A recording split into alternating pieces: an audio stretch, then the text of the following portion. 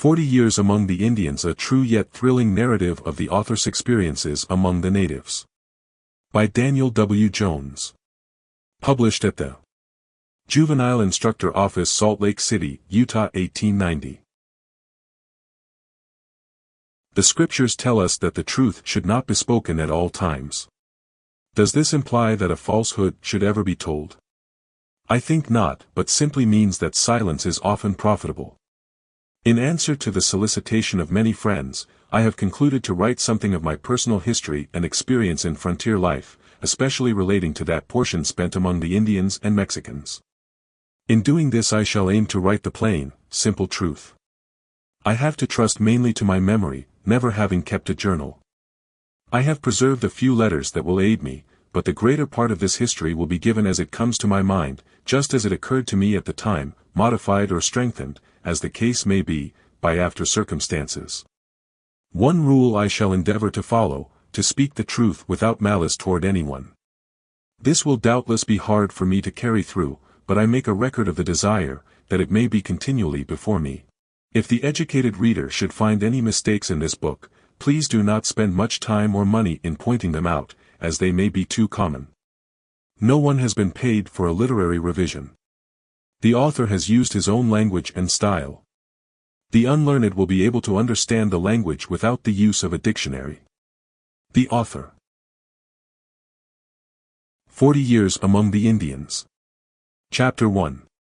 Cross the plains with volunteers to engage in war with Mexico. Attacked by mounted Comanches. Remain in Mexico about 3 years after the war. Indulge in many of the wild and reckless ways of the people, but abstain from strong drink and the worst vices. Acquire a knowledge of the Spanish language. In the year 1847, I crossed the plains with the volunteers from St. Louis, Missouri, going out to take part in the war with Mexico. At that time the Comanche Indians were a power on the plains. The battalion I belonged to was attacked while in camp on the Arkansas River. On the opposite side of the river were sand hills. Wood was very scarce in the region, and on arriving in camp, it was customary for a number of the most active young men to go out in search of fuel, generally buffalo chips. On looking across the river, there was seen a few small piles of what looked like driftwood. This had been placed there by the Indians as a decoy, but no suspicion was felt at the time, as we had heretofore seen no Indians, neither was there anyone along who understood the Indians' tricks. Some 30 men started in haste for this wood. Only one man taking his gun, one other had a small pocket pistol. A few of the most active men secured the wood piled up, whilst the others remained gathering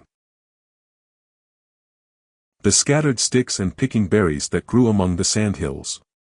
Suddenly there charged upon them about 25 mounted Comanches. Using their long, sharp spears they would ride a man down, spear him through, catch him by the hair, and scalp him without dismounting. They killed and scalped 8 men, wounding and scalping another that recovered. Although there was a battalion of infantry and a company of cavalry in camp, this was done before help could reach the men. The men in camp rushed across the river, firing at the Indians, who retreated as soon as they were in danger. The cavalry company mounted and pursued for some time but could not overtake the Indians. This was my first introduction to Indians. After this we were more watchful. Many attacks were made and men killed in those days in open daylight in what might be termed a fair field fight, while others were surprised, and sometimes whole parties murdered, as was the mail company at Wagon Mound in 1849. Some of them were personal friends of mine. At that time, in common with white men generally, I looked upon all Indians as fit only to be killed. After the war was over, I remained in Mexico until July, 1850. Of my stay in that country for some 3 years, I will give only a brief sketch and write that which has a bearing on my future life and actions, as will be given in this work. There are many things that have occurred in my experience which might be interesting to some but not to the general reader. I will say this, and say it truly, I took part in many ways in the wild, reckless life that was common in that land, so much so that I often felt condemned, and longed for something to call me away from where I was, and lead me from the evils I was surrounded by. I had much pride, always believing myself better than many others.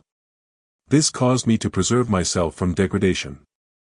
There was a feeling continually with me, that if I would keep my body pure and healthy, I would yet find a condition in life that would be satisfactory to me. This spirit enabled me to abstain from strong drink and other worse vices that I could see were destroying the lives of my associates. Notwithstanding this, I found enough to practice in the way of gambling, swearing, fighting, and other rough conduct to feel heartily condemned in my own conscience. While in Mexico I formed a kindly feeling toward many of the Mexican people, studied the Spanish language, so as to read and write it and act as interpreter. My mind often reverts to those days. I had been left an orphan at 11 years of age. I then left all my friends and relatives and went out into the world alone, probably as willful a boy as ever lived. No one could control me by any other means than kindness, and this I did not often meet with. The result was, I found myself among rough people in a wild country among those who knew no law but the knife and pistol. The old Texas Rangers and many of the Missouri planters being the leading characters. I often wonder how I got through, and I can only account for it in one way: I did not like this way of living. I felt condemned, and often asked God in all earnestness to help me to see what was right, and how to serve Him, telling Him I wanted to know positively, and not be deceived. I felt that the people of this age ought to have prophets to guide them, the same as of old, and that it was not a square thing to leave them without anything but the Bible, for that could not be sufficient, or the people would not dispute so much over it. These feelings grew upon me, and I began to be more careful of my conduct, and felt a greater desire to leave the country.